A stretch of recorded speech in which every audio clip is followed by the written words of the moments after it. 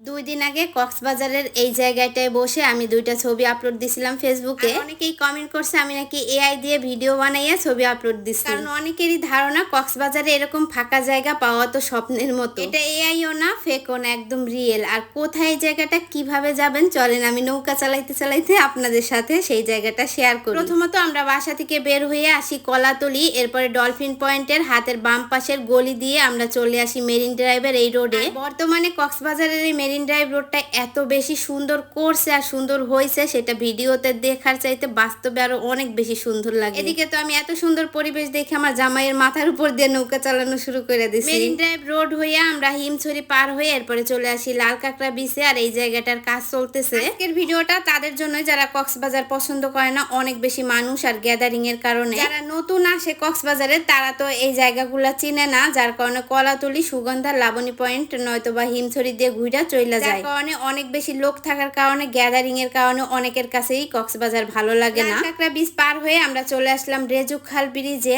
আর এই জায়গাটার কাজ চলতেছে। ব্রিজটা অনেক বড় করতেছে। আগের ব্রিজটা ছিল চাপা, এখন অনেক বড় করে করতেছে, এই জন্য রাস্তার এই কাজটুক বন্ধ আছে। শুধুমাত্র রেজুখালের ওই রাস্তাটুকুই একটু খারাপ, আর পুরো মেরিন ড্রাইভ রোডটাই কিন্তু অনেক বেশি সুন্দর করছে। এই জায়গাটা হচ্ছে দোলনা বিচ। অনেক সেলিব্রিটিরা এসে এখানে ভিডিও করে ক্যামেরাম্যান দিয়ে। কক্সবাজারে প্রতিদিন 2-1 বেলা বৃষ্টি নামবেই যে কোনো টাইমে, কিন্তু আমরা সেদিন বের হয়েছি একবারও বৃষ্টি নামে নাই, কিন্তু রাস্তায় মাঝে মাঝে দেখি ভিজা, হয়তোবা বৃষ্টি নামছিল। এরপর আমরা ইনানি বিচ পার হয়ে চলে আসি সামনের দিকে, আর সামনের দিকে জায়গাটাও কিন্তু অনেক বেশি সুন্দর। যদিও এই জায়গাটায় কাইফের বাবা এর আগে আসছিল, কিন্তু আমি আসি নাই। জায়গাটা অনেক বেশি সুন্দর। আমি শুধু ইনানি পর্যন্ত আসছিলাম এর আগে, কিন্তু এই জায়গাটায় আসি নাই। ছবিতে অনেকেই কমেন্ট করছে আপু এটা কোন জায়গায়? এটা হচ্ছে সিপাল বিচ ভিউ, এটা হচ্ছে হিমছড়ি, ইনানি সাইরা। ইনানি রেখে এরপরে চলে আসতে হয় এই জায়গাটা।